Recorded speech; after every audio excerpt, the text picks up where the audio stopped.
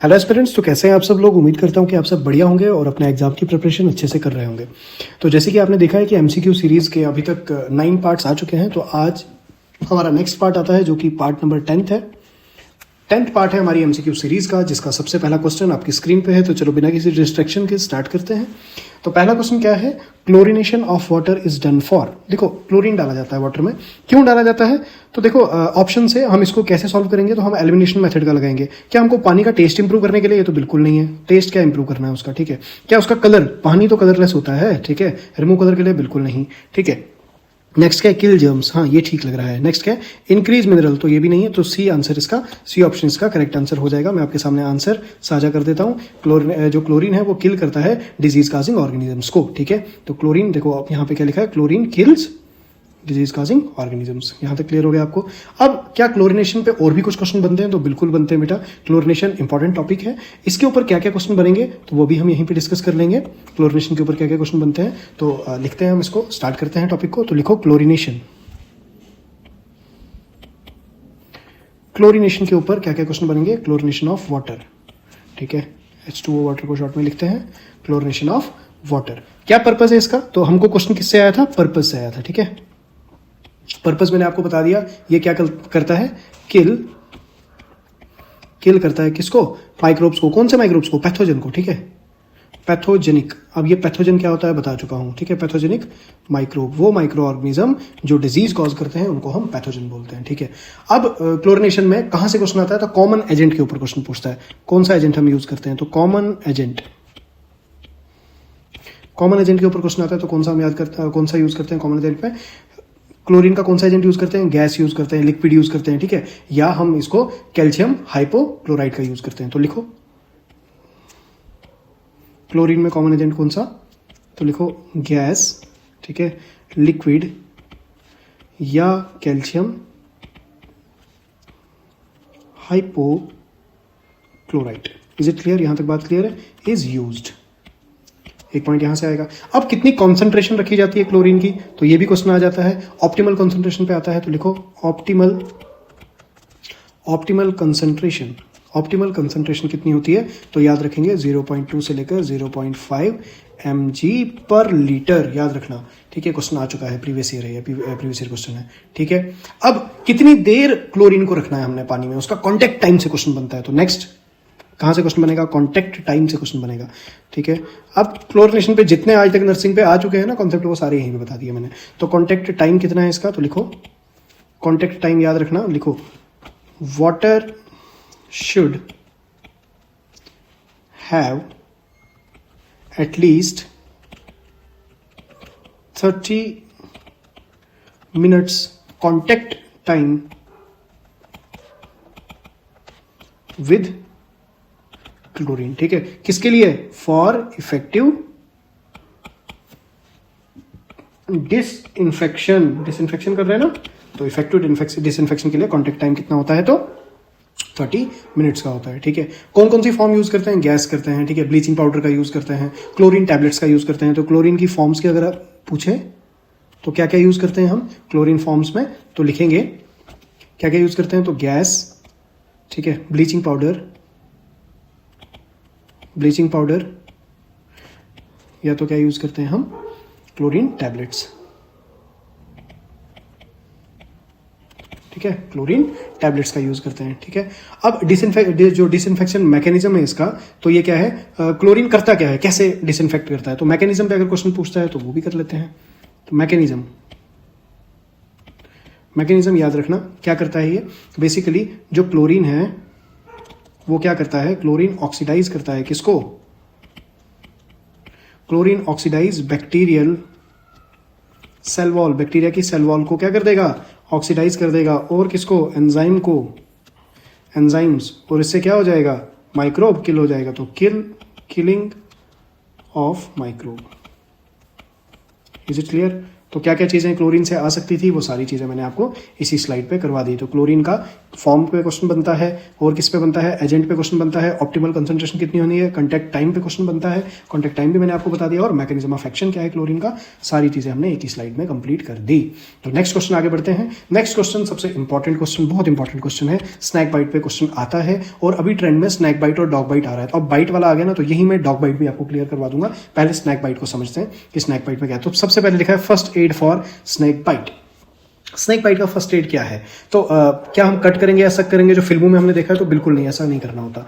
ठीक है, टॉर्निकेट लगाएंगे। ये टॉर्निकेट क्या होता है? टॉर्निकेट बेसिकली आपने देखा होगा, जब आप ब्लड टेस्ट करते हो या किसी का ब्लड जब हम निकालते हैं तो हम उसके क्या करते हैं, टॉर्निकेट लगा देते हैं। ठीक है, वो पट्टी सी लगा देते हैं ना उसकी आर्म पे, जिससे कि वहां पे ब्लड का फ्लो बने और इजीली हम ब्लड को निकाल पाए। ठीक है, वेन पंक्चर करके ब्लड को बाहर निकालें, तो उसी को क्या कहते हैं, टॉर्निकेट। क्या हम टाइट करेंगे उसको? तो बिल्कुल टॉर्निकेट नहीं करना है। इमोबलाइज लिम्ब को करेंगे क्या? लिम्ब को इमोबलाइज कर देंगे, या तो गिव अल्कोहल। क्या अल्कोहल देंगे? बिल्कुल नहीं। तो सबसे पहले ऑप्शन इसका क्या आएगा? सी। इसका ऑप्शन आ जाएगा इमोबलाइज लिम्ब। लिम्ब को क्या कर देंगे हम? इमोबलाइज कर देंगे। तो इसका जो आंसर है वो मैं आपके सामने रख देता हूं, immobilisation is safe first aid. तो आंसर क्या है इसका? इमोबलाइजेशन इसका आंसर आ जाता है। तो स्नैक बाइट के ऊपर और क्या क्वेश्चन आएंगे, तो चलो अभी समझते हैं। स्नैक बाइट को हम अभी यहां पे निपटा देते हैं पूरे टॉपिक में ही। स्नैक बाइट, ठीक है, स्नैक बाइट। इग्नोर करें नॉइस को, कॉज करें क्या, घर में वीडियो शूट हो रहा है तो बाहर कहीं गली में कुत्ता है वो भौंकते जा रहा है, बट कोई बात नहीं, हमें तो पढ़ने से मतलब है और पढ़ाने से मतलब है, और आपका भी ध्यान सिर्फ क्लास में होना चाहिए। तो चलो स्नैक बाइट को समझेंगे। स्नैक बाइट में सबसे पहला स्टेप क्या होता है? क्वेश्चन क्या बनता है? First step in snake bite is. सबसे पहला स्टेप क्या है? तो लिखो फर्स्ट स्टेप। ठीक है, first step in snake bite को मैं शॉर्ट में लिख रहा हूं, एसबी इज। क्या है पहला स्टेप? तो याद रखेंगे, रेस्क्यू करेंगे विक्टिम को, ठीक है, और उसको काम करेंगे। तो लिखो रेस्क्यू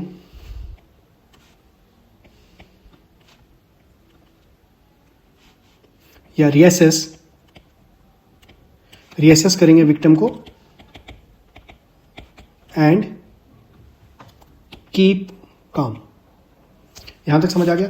क्यों करना है हमको उसको रिएसेस, क्यों करना है? ठीक है, रिएसेस क्यों करना है या काम क्यों करना है? इसका रैशनल क्या आएगा? तो इसका रैशनल याद रखना, क्यों करना है? क्योंकि एंजाइटी कम होगी इससे। ठीक है, क्योंकि सांप ने काटा है तो एंजाइटी बढ़ती है, एंजाइटी बढ़ेगी, उसकी वजह से क्या होगा, एंजाइटी अगर इंक्रीज होगी तो उससे वेनम स्प्रेड होने के चांसेस बढ़ेंगे। कॉज एंजाइटी बढ़ेगी, हार्ट बीट बढ़ेगी, ब्लड का फ्लो बढ़ेगा और वेनम का स्प्रेड बढ़ेगा। ठीक है, venom spread.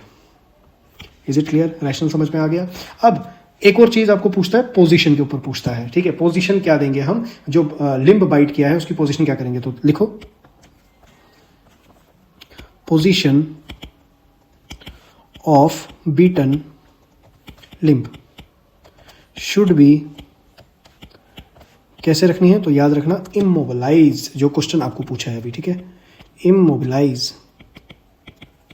इमोबलाइज्ड and kept below heart level.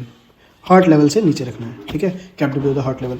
क्यों रखना है, क्यों करना है ये? तो इसका भी रैशनल दे दूं मैं आपको, क्या रीजन है क्यों करना है? तो इसका रैशनल समझेंगे, ऐसा क्यों कर रहे हैं, इमोबलाइज क्यों कर रहे हैं। इमोबलाइज करेंगे तो क्या होगा, स्लो सिस्टमिक एब्जॉर्प्शन होगा वेनम का। ठीक है, slow systemic absorption, slow systemic absorption of venom. Venom का स्लो सिस्टमिक एब्जॉर्प्शन होगा। Is it clear? क्या यहां तक बात क्लियर है? क्या और भी कोई क्वेश्चन यहां से आ जाता है? अब यहां पे ना बेस्ट फर्स्ट एड पूछता है आपको। ठीक है, बेस्ट फर्स्ट एड मेथड क्या है? तो डायरेक्टली फर्स्ट एड पूछा है आपको, तो बस बेस्ट फर्स्ट एड मेथड जो है, रिकमेंडेड जो है, वो क्या है? Pressure immobilization technique. ठीक है, क्यों प्रेशर इमोबिलाइजेशन टेक्निक? इसका क्या है, ये रिड्यूस करता है लिम्फेटिक स्प्रेड को। तो लिख लेते हैं इस पॉइंट को भी, इस पॉइंट को भी यहीं पे निपटा देते हैं। Best first aid method, best first aid method recommended, जो ये लाइंस में लिख रहा हूं एग्जाम में आ चुकी हैं। ठीक है, ठीक है, इससे क्या होगा? अच्छा, कैसे करेंगे? क्या रिकमेंडेड है बेस्ट फर्स्ट एड मेथड? वो है प्रेशर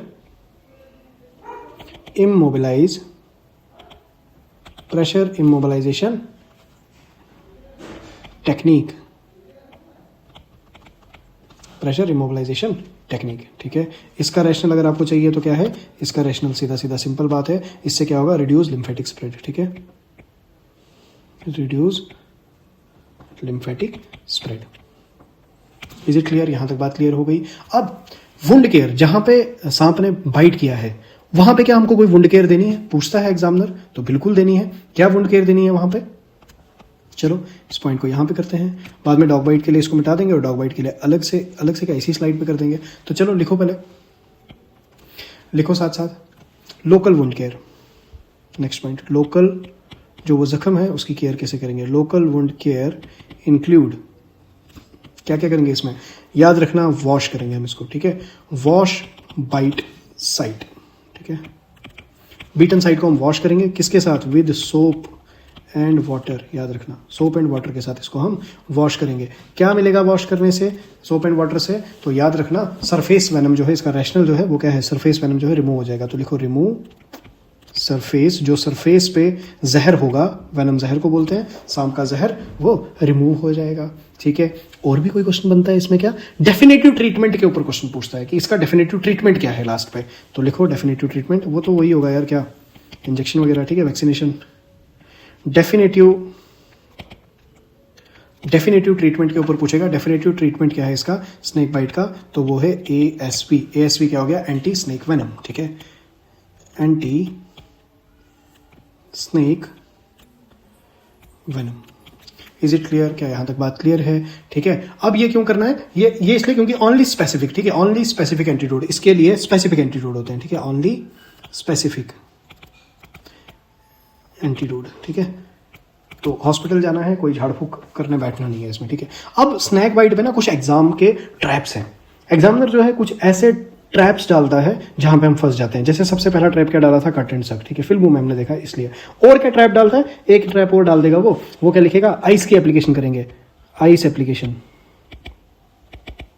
ये तो बिल्कुल नहीं करना है हमने, ठीक है, बर्फ कुछ नहीं लगानी, तो आइस एप्लीकेशन नहीं करनी है। अल्कोहल, कैफीन, अल्कोहल दिया है ना ऑप्शन में इसने, गिवन अल्कोहल या कैफीन डाल देते हैं कभी कभी, तो ये भी बिल्कुल नहीं करना है, ठीक है,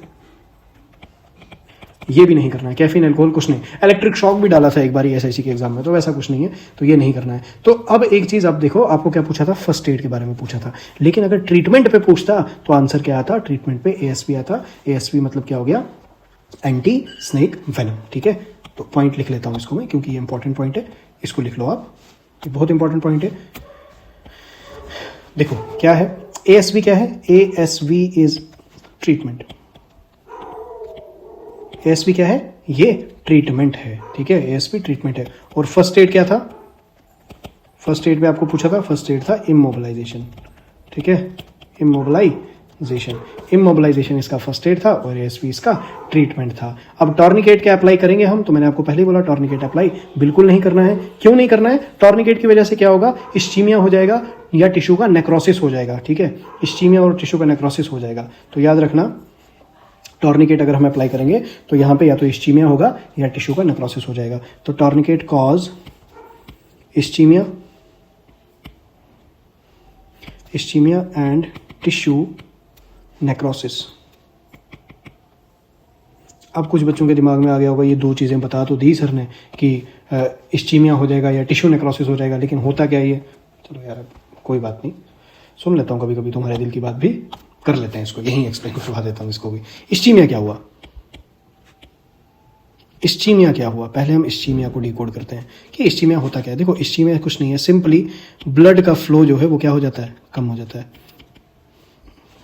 ब्लड का फ्लो कम हो जाएगा। इसकी वजह से क्या होगा, डिसफंक्शन होगा, क्योंकि पूरा ब्लड पहुंचेगा ही नहीं किसके पास, टिश्यू के पास। तो टिश्यू का क्या होगा, टिश्यू या ऑर्गन का होगा डिसफंक्शन ऑफ टिश्यू और ऑर्गन, ठीक है, टिश्यू या ऑर्गन का क्या हो जाएगा, डिसफंक्शन हो जाएगा, ठीक है।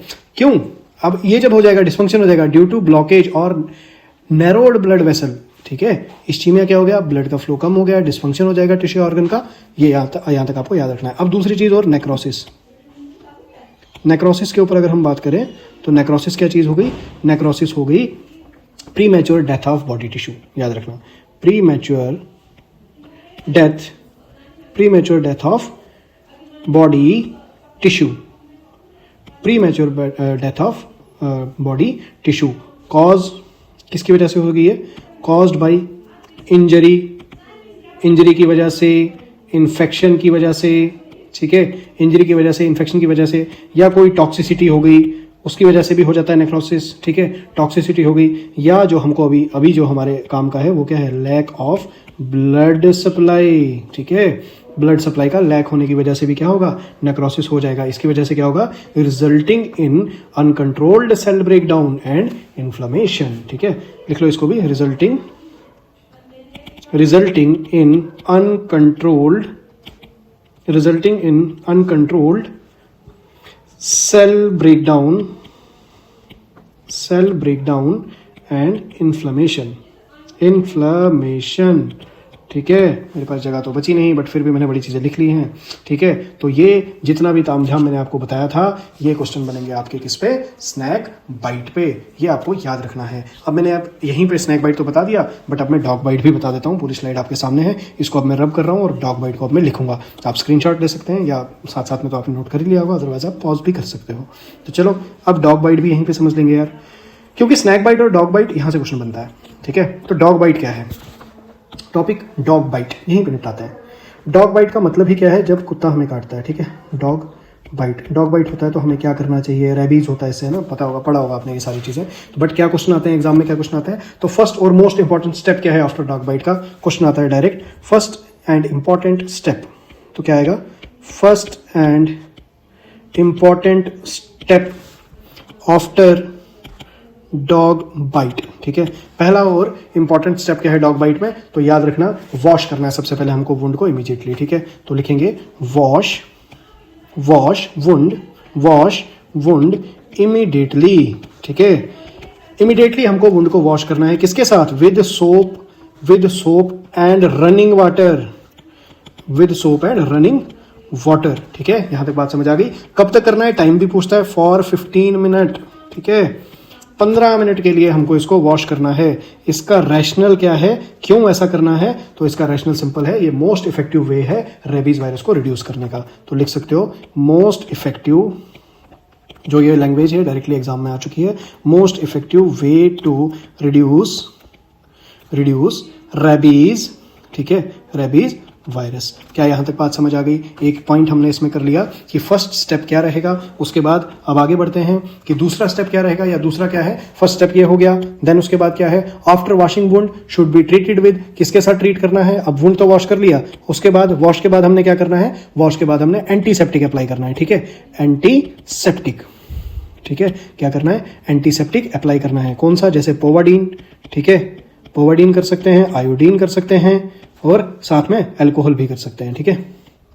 कोई भी एंटीसेप्टिक इनमें से कुछ भी यूज कर सकते हैं। क्यों ये करना है, क्योंकि इससे क्या होगा, ये किल करेगा रेजिडुअल वायरस, लोकली जो वहां पे वायरस रेजिड्यू बचे होंगे उनको किल करेगा। तो किल्स रेजिड्यूअल वायरस, ठीक है, virus locally. Is it clear, यहां तक बात समझ आ गई। उसके बाद नेक्स्ट स्टेप क्या रहेगा हमारा, नेक्स्ट स्टेप हमारा रहेगा सीधा इसका ट्रीटमेंट करना, प्रिवेंट करना है रेबीज को। तो हम क्या करेंगे, specific treatment to prevent rabies क्या है, ARV, याद रखना, specific treatment to prevent rabies. जब हमको स्पेसिफिक ट्रीटमेंट करना है रेबीज को प्रिवेंट करने के लिए, तो क्या है, बहुत इंपॉर्टेंट चीज लिख रहा हूं, तो ARV हम देते हैं। ARV क्या हो गया, एंटी रेबीज वैक्सीन, ठीक है। हॉस्पिटल में लगती है, ये फ्री ऑफ कॉस्ट लगाई जाती है, ARV एंटी रेबीज वैक्सीन। क्यों करना है ये, याद रखना, डायरेक्ट क्वेश्चन आता है। एसेंशियल है ये ARV, किसके लिए, essential for all category,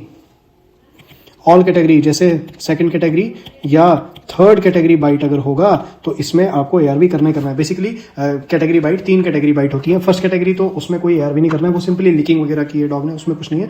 but याद रखना, third category, second category severe है। इसमें होता क्या है, बाइट जो है वो स्क्रैच या बाइट जो है वो पंक्चर करता है आपकी स्किन को, बस ये पंक्चर याद रखना, या पेनिट्रेट कर जाएगा आपकी स्किन के अंदर वो बाइट या वो उसका स्क्रैच, तो वो थर्ड बाइट आ जाएगा। इसमें तो ARV लेना है, ठीक है, समझ आ गया। सेकंड या थर्ड में इसमें लिख लो क्या है ये, थर्ड बाइट अगर मैं बोलूं तो क्या है, बाइट्स स्क्रैच, वो बाइट को स्क्रैच जो पेनिट्रेट कर जाए, दैट पेनिट्रेट स्किन। क्या यहां तक बात समझ आ गई, यहां तक बात क्लियर है। तो 4 पॉइंट हमारे हो गए इसमें। अब और क्या है, नेक्स्ट पॉइंट क्या है इसमें, तो नेक्स्ट पॉइंट आप इसमें लिखेंगे, इम्यूनोग्लोबुलिन यूज करते हैं हम सीवियर बाइट में। जो थर्ड बाइट है उसमें हम इम्यूनोग्लोबुलिन का यूज करते हैं, याद रखना। थर्ड जो आपकी सीवियर बाइट है, इम्यूनोग्लोबुलिन कब यूज करेंगे? Immunoglobulin used in severe bite, जो कि कौन सी कैटेगरी का है? Category third. ठीक है, इसमें हम क्या करते हैं? इम्यूनोग्लोबुलिन का यूज करते हैं। तो कौन से इम्यूनोग्लोबुलिन होते हैं? वो होते हैं RIG। फुल फॉर्म अगर हम इसकी लिखेंगे तो रेबीज इम्यूनोग्लोबुलिन। ठीक है, याद रखना। ये क्या करेंगे? कौन सी इम्यूनिटी प्रोवाइड करते हैं? तो यहां से भी क्वेश्चन बनता है। तो ये passive immunity provide. Passive immunity दो तरह की इम्यूनिटी होती है, एक्टिव जो हम खुद बनाते हैं, पैसिव जो हमको बाहर से मिलती है। तो ये बाहर से ही तो हमने लिया वैक्सीन। ठीक है, पैसिव इम्यूनिटी। ठीक है, प्रोवाइड पैसिव इम्यूनिटी। कौन सी इम्यूनिटी प्रोवाइड करेगा? तो पैसिव इम्यूनिटी प्रोवाइड करेगा। ठीक है, ऑब्जर्वेशन पीरियड क्या है बाइट का, डॉग का? ये क्वेश्चन आता है। अब होता क्या है कि डॉग जब बाइट करता है उसके बाद हमको डॉग को ऑब्जर्व करना होता है। ठीक है, उसका इस पे क्वेश्चन बनता है। ये इंपॉर्टेंट है बेटा, ये इंपॉर्टेंट पॉइंट मैं आपको लिखा रहा हूं। लिखो observation period of biting dog. कब तक हमको ऑब्जर्व करना है उसको? ऑब्जर्वेशन पीरियड ऑफ बाइटिंग, जिस डॉग ने बाइट किया है ना उसको हम ऑब्जर्व करते हैं। ठीक है, biting dog. Observation period of biting dog, यहां से क्वेश्चन बनाया, याद रखना 10 दिन। 10 दिन तक हमें उस डॉग को ऑब्जर्व करना है। अब याद रखना, जिस डॉग में रेबीज का लोड ज्यादा होगा ना, वो बाइट करने के बाद 10 दिन तक वो सर्वाइव नहीं कर पाता। ठीक है, उसका सर्वाइवल मुश्किल हो जाता है, उसकी डेथ हो जाती है, वो बीमार पड़ जाता है 10 दिन तक। 10 दिन के बाद अगर वो नॉर्मल रहा, डॉग पालतू कुत्ता है, नॉर्मल रहा, तो फिर आपको रेबीज नहीं हो सकता। अब रेबीज की आपको उतनी चिंता करने की जरूरत नहीं है। बट याद रखना, सेकंड या थर्ड कैटेगरी है तो आपको वैक्सीन करवाना ही करवाना है, ARV करना ही करना है। इसमें कोई आपने कोताही नहीं बरतनी। ठीक है, तो याद रखना, इफ डॉग इनर्व्स या सर्वाइव्स 10 डेज, अगर डॉग 10 दिन तक सर्वाइव कर गया तो इसका सीधा सीधा मतलब है अनलाइक्ड या अनलाइकली रेबीज या रेबाइड। वो कोई रेबाइड नहीं है, उसमें कोई रेबीज नहीं है। ठीक है, अब डॉग बाइट में एक ट्रैप डालता है एग्जामिनर आपको। ठीक है, ये ट्रैप लिख लो यार। ठीक है, ट्रैप मतलब जाल आपको फंसाने का डाल देता है एग्जामिनर। वो क्या है? अप्लाई, ऑप्शन में डाल देगा अप्लाइंग चिली, या अब देखो चिली में तो नहीं फंसेंगे, कहां लगानी? टर्मरिक। आप कुछ आयुर्वेदिक चाहने वाले बोलेंगे नहीं नहीं हल्दी तो लगानी चाहिए, घाव पे लगाते हैं, तो ऐसा कुछ नहीं है भाई, ऐसा बिल्कुल नहीं करना है। ठीक है, समझ आ गया। और दूसरा है टाइट बैंडेज, टाइट बैंडेज लगा देंगे। ठीक है, ऐसा भी नहीं करना है, ये एग्जाम ट्रैप है। ये कुछ भी नहीं करना है, ना ही अप्लाई करना है ये, ना ही ये करना है। और सेकंड पॉइंट, नेक्स्ट पॉइंट इसमें क्या है? दूसरा ट्रैप क्या डालता है? बर्निंग वुंड को बर्न करेंगे। ठीक है, ऐसा बिल्कुल भी नहीं है, ये बिल्कुल नहीं करना है। ठीक है, और एक और चीज बोलता है कि हाँ अब काट लिया है बट 10 दिन के लिए तो ऑब्जर्व करेंगे हम, वेटिंग फॉर सिम्टम को वेट करेंगे, बिल्कुल नहीं करना है। ठीक है, वेटिंग फॉर सिम्टम्स का कभी भी वेट नहीं करना है, क्योंकि हो गया रेबीज तो ऐसी मौत मरता है पेशेंट, पानी से डरता है। ठीक है, पानी नहीं पी पाता और प्यास से ही मर जाता है। ठीक है, समझ आ गया? तो बहुत ही घातक मौत है रेबीज की, बहुत गंदी मौत है। ठीक है, जैसे बोलते हैं ना कुत्ते की मौत मरेगा, बेसिकली वो रेबीज की मौत मरने वाली बात हो रही होती है। ठीक है, बहुत गंदी मौत होती है। अब देखो, सबसे गोल्डन पॉइंट जो आपके JKSSB में या एग्जाम में आएगा, मैं आपको बता दूं, 15 मिनट वॉश। ट्रिक है 15 minute wash plus ARV anti rabies vaccine. ये क्या है? ये लाइफ सेविंग है, याद रखना। ये क्या करेगा? Saves life. यही चीज आपकी लाइफ को सेव करेगा, याद रखना। ठीक है, ये इंपॉर्टेंट पॉइंट है। तो देखो, क्वेश्चन तो था हमारा स्नैक बाइट पे, लेकिन हमने यहीं पे निपटा दिया डॉग बाइट को भी। तो बढ़ते हैं आगे अपने नेक्स्ट क्वेश्चन की ओर। तो नेक्स्ट क्वेश्चन क्या है हमारा? इजी सा क्वेश्चन है, विटामिन के ऊपर मैंने आपको काफी पढ़ा लिया है। विटामिन डी डेफिशिएंसी काज। विटामिन डी की डेफिशिएंसी जिसने पुराने लेक्चर देखे हैं वो इसका आंसर दे चुका होगा, तो बहुत ईजी इसका आंसर है। रैकेट्स इसका आंसर आएगा। विटामिन डी बोन्स के रिलेटेड। ठीक है, तो क्या आंसर है इसका? Vitamin D deficiency cause rackets. ठीक है, ये क्या कॉज करता है? रैकेट्स कॉज करता है। ठीक है, और रैकेट्स किस में कॉज करता है? चाइल्ड में कॉज करता है। अब मुझे बताओ, विटामिन डी की डेफिशिएंसी अगर एडल्ट में होगी तो क्या कॉज होगा, कौन सी बीमारी होगी? पढ़ा चुका हूं, जल्दी से कमेंट में आंसर दो। ठीक है, अब स्क्रू क्या है? पढ़ा चुका हूं। ठीक है, स्क्रू भी क्या है? पढ़ा चुका हूं। बेरीबेरी क्या है? पढ़ा चुका हूं। ठीक है, पैलेग्रा क्या है? पढ़ा चुका हूं। ये सब मैं कंप्लीट करवा चुका हूं भाई। ठीक है, तो आगे बढ़ता हूं सीधा नेक्स्ट क्वेश्चन की ओर। Night blindness is due to deficiency of, same question हम कर चुके हैं पीछे। नाइट ब्लाइंडनेस किस विटामिन की डेफिशिएंसी से होता है? तो नाइट ब्लाइंडनेस होता है बेटा, याद रखेंगे आप, विटामिन ए की डेफिशिएंसी से, जिसको हम रेटिनोल भी बोलते हैं। विटामिन ए का दूसरा नाम क्या है? रेटिनोल। ठीक है, क्या नाम है? Retinol. R stand for retinol, R stand for retina, ऐसे याद रखो ब्लाइंडनेस। ठीक है, नाइट ब्लाइंडनेस। क्लियर? तो आंसर इसका मैं आपके सामने साझा कर देता हूं, vitamin A deficiency cause night blindness. तो और क्या है, कुछ विटामिन के ऊपर बात कर लें। देखो अब यहाँ सारे विटामिन निपटाएं थोड़ा सा इन विटामिन को। ठीक है, चलो भाई निपटाना स्टार्ट करते हैं। सबसे पहले बात करेंगे विटामिन बी की। ऑप्शन में है विटामिन बी सबसे पहले, तो इसी की बात करेंगे। तो विटामिन को मैं शॉर्ट में वीआईटी लिखता हूं, और विटामिन बी तो याद रखेंगे कुछ इंपॉर्टेंट पॉइंट्स जो आपके एग्जाम पॉइंट ऑफ व्यू से बहुत इंपॉर्टेंट है। विटामिन बी जो है ये ग्रुप होता है टोटल 8 एसेंशियल, और ये विटामिन बी क्या है? वाटर सॉल्युबल है। ठीक है, विटामिन बी वाटर सॉल्युबल है। तो लिखो विटामिन बी क्या है? Group of 8 essential water soluble vitamin. ठीक है, कौन कौन से हैं वो? तो याद रखेंगे B1, B2, B3, B5, B6, B7, B9 and B12। ठीक है, ये टोटल 8 आपके आ गए विटामिन बी के सब टाइप्स या 8 एसेंशियल वाटर सॉल्युबल विटामिन। ठीक है, अब क्वेश्चन कहां से बनेगा? यहां से क्वेश्चन क्या बनता है इसका? तो याद रखना किस लिए क्रूशियल है ये। ठीक है, क्रूशियल फॉर क्या काम है विटामिन बी का? तो याद रखना क्रूशियल फॉर मेटाबॉलिज्म। ठीक है, मेटाबॉलिज्म के लिए, एनर्जी प्रोडक्शन के लिए, बोलते हैं ना ताकत के लिए खाते हैं हम इनको। ठीक है, विटामिन बी को, न्यूरोबियन वगैरह। ठीक है, और नर्व के फंक्शन के लिए बहुत इंपॉर्टेंट है ये। ठीक है, नर्व के फंक्शन के लिए, और साथ में बहुत इंपॉर्टेंट रेड ब्लड सेल की फॉर्मेशन के लिए। बताओ मुझे जल्दी से, रेड ब्लड सेल को और क्या कहते हैं हम? मैंने बताया हुआ है। और साथ में डब्ल्यूबीसी का दूसरा नाम क्या है, और प्लेटलेट का दूसरा नाम क्या है? जल्दी से कमेंट में बताइए। ठीक है, देखो कमेंट सेक्शन में आप इंटरेक्शन करते रहोगे ना, तो आपको ही फायदा होगा, क्योंकि बीच में मैं कुछ क्वेश्चन ऐसे आपको पूछ लेता हूँ बेसिक से, जो एग्जाम में आएंगे यार। ठीक है, और इससे ही आपके माइंड का पता चलता है कि आपका माइंड कितना अटेंटिव है, वो कितनी जल्दी आंसर दे रहा है। क्योंकि एग्जाम में ना ही आप मेरे नोट्स लेके जाओगे, ना ही कोई किताब लेके जाओगे, ना ही आपने जो भर भर के नोट्स लिख के रखे हैं वो लेके जाओगे, लेके तो सिर्फ तुम अपना दिमाग जाओगे। ठीक है, नेक्स्ट पॉइंट विटामिन सी के ऊपर बात करते हैं। चलो विटामिन सी के ऊपर बात करते हैं। अब ये विटामिन सी के ऊपर क्या बात करें, तो सबसे पहले विटामिन सी का दूसरा नाम क्या है? तो याद रखेंगे एस्कॉर्बिक एसिड। कभी कभी डायरेक्ट क्वेश्चन पूछता है एस्कॉर्बिक एसिड, और विटामिन सी क्या है? ये भी वाटर सॉल्युबल है। ठीक है, ये भी वाटर सॉल्युबल है। बी और सी वाटर सॉल्युबल है, और ए डी ई के जो है वो फैट सॉल्युबल है। ये आपने पॉइंट याद रखना है। तो विटामिन सी के ऊपर क्या पूछेगा? तो ये क्रूशियल किसके लिए है? क्रूशियल फॉर, और याद रखना विटामिन सी का क्या सोर्स है? तो नींबू, जैसे सिट्रस जितने भी है ना, नींबू हो गया, आपके संतरे हो गए है ना, आपका किन्नू हो गया, उसके बाद आंवला जो है, आंवला तो भरमार है विटामिन सी की। ठीक है, तो ठीक है, लिखो crucial for tissue growth.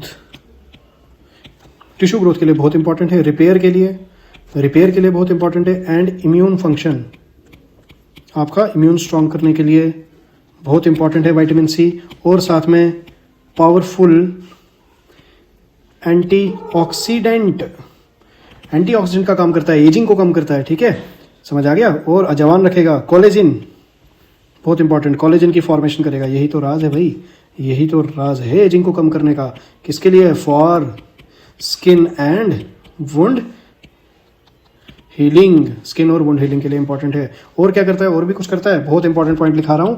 Improve करता है आयरन की एब्जॉर्प्शन को। ठीक है, इसलिए आयरन और विटामिन सी को साथ में देते हैं। ठीक है, इंप्रूव करता है आयरन की एब्जॉर्प्शन को, और सपोर्ट करता है किसको? सपोर्ट करता है बोन को। ठीक है, कार्टिलेज को और टीथ को। समझ आ गया। तो ये कुछ विटामिन सी के इंपॉर्टेंट पॉइंट्स से जो डायरेक्टली एग्जाम में पूछे जाते हैं। अब विटामिन ए को भी थोड़ा निपटा दें और विटामिन डी को भी थोड़ा निपटाते हैं, क्योंकि अब आ गए हैं विटामिन हमारे अंगना में, तो इनको ऐसे कैसे जाने देंगे भाई। चलो निपटाओ। और मैं आपको एक चीज़ बताऊं, ये तरीका है हमारे एमसीक्यू सॉल्व करने का, एक ही एमसीक्यू में सारी चीज़ें निपटाने का। इससे क्या है, ये माइंड मैप्स आपके बन रहे हैं, जो आपको लास्ट पॉइंट रिवीजन में ना, ये नोट्स आपको काफ़ी हेल्प करेंगे। और आपको क्या लग रहा है कि ये कंटेंट बहुत कम क्वेश्चन करवा रहे हैं सर, ऐसा लग रहा होगा या कुछ, बट आपको पता है जो कंटेंट आपको डिलीवर करवाया जा रहा है, एक क्वेश्चन को पकड़ के खींच के उसके अंदर की बहुत सारी चीज़ें खंगाल के आपके सामने में रख रहा हूँ। और ये डायरेक्टली जो मैं लाइन्स लिखा रहा हूँ ये प्रीवियस ईयर क्वेश्चन में बहुत रिसर्च के बाद ये चीज़ें बन रही हैं। प्रीवियस ईयर में ये क्वेश्चन आ चुके हैं आपके, ठीक है, यहाँ तक बात समझ आ गई। अब देखो ये चीज़ इतनी मेहनत या इतनी सारी चीज़ें हम इसीलिए कर पा रहे हैं कॉज हमको पता है कि कुछ कमेंट्स आपके इतने प्यारे प्यारे कमेंट्स हमको आए हैं जिससे कि हमारी टीम का जो एंथुसियाज्म है वो बहुत अच्छा बूस्ट हुआ है, हमारी टीम काफ़ी मोटिवेटेड हुई है और हम ये वीडियो जो MCQ सीरीज़ है इसको कंटिन्यू कर पा रहे हैं। आपने क्या करना है, आप बस इतना कीजिए कि इन वीडियोज़ को जितना हो सके उतना शेयर करो, क्योंकि मैं आपको एक चीज़ बताऊँ, इस दुनिया में एजुकेशन को छोड़ के कोई भी ऐसी चीज़ नहीं है जिसको आप बांटोगे और वो बढ़ेगी। बस एजुकेशन एक ऐसी चीज़ है जिसको आप जितना बांटोगे वो उतना बढ़ेगा आपके पास, ठीक है। बाकी किसी को कुछ दोगे आपके पास कम हो जाएगा, बट एजुकेशन कंटेंट को आप बांटोगे आपके पास कभी कम नहीं होगा। और जितने ज़्यादा नीडी स्टूडेंट्स के पास ये वीडियो पहुंचेगा, जितने ज़्यादा नीडी स्टूडेंट्स की हेल्प होगी तो हमें और हमारी टीम को बहुत अच्छा लगेगा और हम भी मोटिवेटेड रहेंगे। तो चलो विटामिन ए के ऊपर बात करते हैं, विटामिन ए के ऊपर बात करते हैं, ठीक है। अब विटामिन ए, इसका दूसरा नाम रेटिनोल, ठीक है, रेटिनोल, इसका दूसरा नाम क्या है, रेटिनोल। क्या करता है ये, तो याद रखना, सपोर्ट, ग्रोथ को सपोर्ट करेगा, ठीक है, और विजन को सपोर्ट करता है और सेल फंक्शन, नाइट ब्लाइंडनेस। अब विटामिन ए के ऊपर ना मैं आपको विटामिन ए की डोजेज, किस प्रोग्राम में विटामिन ए दिया जाता है बच्चों को, कब दिया जाता है, कैसे दिया जाता है, वो सारी विटामिन ए की डिटेल में पीछे प्रीवियस लेक्चर्स में पढ़ा चुका हूँ। जो बच्चा बिल्कुल सिंसियरली इस सीरीज़ को फॉलो कर रहा है उसको पता है कि कितनी सारी चीज़ें हम एक्सप्लेन कर चुके हैं। अब क्या है ना कि रिपीट एक ही चीज़ को बार बार हर लेक्चर में उसी चीज़ को खींचूंगा तो वो बोरिंग हो जाएगा, आपके लिए भी जो बच्चा रोज़ देख रहा है और मेरे लिए भी ऑब्वियसली वो बोरिंग हो ही जाएगा। अब विटामिन डी की बात करें तो विटामिन डी ये क्या है, फैट सॉल्युबल, ठीक है। और यार पहले ये फैट सॉल्युबल वाटर सॉल्युबल ये कहानी खत्म कर दूंगा एक बार में। याद रखना विटामिन दो तरह के होते हैं, एक होते हैं वाटर सॉल्युबल और एक होते हैं फैट सॉल्युबल, जो वाटर में मिलेंगे और फैट में मिलेंगे। फैट सॉल्युबल हो गए ADEK, ठीक है, ADEK, और B एंड C ये क्या हो गए आपके वाटर सॉल्युबल। तो क्या ये कंफ्यूजन क्रिएट हुआ, ये क्लियर हुआ, ADEK क्या हो गया फैट सॉल्युबल और वाटर सॉल्युबल कौन से हो गए, B and C। Is it clear, यहाँ तक बात क्लियर है। अब विटामिन डी के ऊपर कुछ पॉइंट मैं आपको लिखवा रहा था तो लिख लो। विटामिन डी जो है ये किस लिए क्रूशियल है, वही सेम इसी तरह का कंटेंट बनाएंगे। क्रूशियल फॉर विटामिन डी जो है वो किस लिए क्रूशियल है, तो याद रखना एब्जॉर्प्शन, ठीक है, ये एब्जॉर्प्शन करता है किसकी, कैल्शियम की, ठीक है, कैल्शियम की और किसकी, फॉस्फोरस की, ठीक है, विच builds and maintain strong bones, ठीक है, स्ट्रॉन्ग बोन्स। और ये प्रिवेंट करेगा इसी से, किसको प्रिवेंट करेगा, कुछ डिजीजेस को, प्रिवेंट डिजीज, कौन कौन सी डिजीज को, लाइक कौन कौन सी डिजीज आएंगी, लाइक रैकेट्स, ठीक है, और ऑस्टियोपोरोसिस।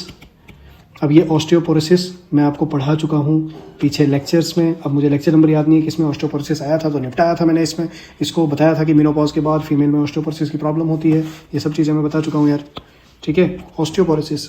और क्या होगा, and support immune muscle and nerve system, याद रखना, साथ में लिखो, and support immune system and nerve function, ठीक है। तो क्या क्या चीज़ें देखी हमने, विटामिन के ऊपर कुछ कुछ चीज़ें थी, तो विटामिन बी को हमने एक्सप्लेन किया, सी को एक्सप्लेन किया, ए को थोड़ा सा एक्सप्लेन किया और डी को एक्सप्लेन किया। ए को मैंने थोड़ा ही क्यों एक्सप्लेन किया, कॉज रेटिनोल के ऊपर मैं बात कर चुका हूँ पिछले अपने लेक्चर्स में, ठीक है। तो नेक्स्ट, अब देखो नेक्स्ट हमारे पास अब जो क्वेश्चन है अगली सीरीज में आएंगे। अभी आज के लिए थोड़ा कम क्वेश्चन मैंने इसलिए करवाया कॉज मेरे पास टाइम की थोड़ी किल्लत थी, बट सीरीज को बीच में इस तरह से ब्रेक नहीं करना था, कंटिन्यूटी रखनी थी, क्योंकि हर दो दिन के बाद लेक्चर आ रहा है। अब जैसे जैसे टाइम बढ़ेगा थोड़ा आगे मैं टाइम निकालूंगा शेड्यूल में से, तो आपको हर अल्टरनेट डेज में आपको वीडियो प्रोवाइड करूंगा। और जब आपका एग्जाम आ जाएगा तो मैं ऐसा सोच रहा हूं कि जितने भी प्रीवियस ईयर क्वेश्चन पेपर हैं, प्रीवियस ईयर क्वेश्चन पेपर जैसे जो प्रीवियस ईयर जीके एसएसबी ने लिए हैं या जो जीएमसीज ने क्वेश्चन लिए हैं, वो क्वेश्चन पेपर मैं आपको एक्सप्लेन करवाऊंगा। और एक्सप्लेन करवाने का तरीका फिर से हमारा यही रहेगा जिस तरह से मैं भी एक्सप्लेन कर रहा हूं, कि एक क्वेश्चन का कीवर्ड और उसके बाद उसके ऑप्शंस के एक एक ऑप्शंस को डाइसेक्ट करके समझाना। तो ये भी अभी लेकिन हम आगे करेंगे, फिलहाल हम अपनी बेस तैयार कर रहे हैं किस तरह से हमको क्वेश्चन लगाने हैं, और रैशनल्स को ज़्यादा हम फोकस कर रहे हैं। हमारे साथ जुड़ने के लिए आपको क्या करना है, ज्वाइन करना है हमारा इंस्टाग्राम चैनल।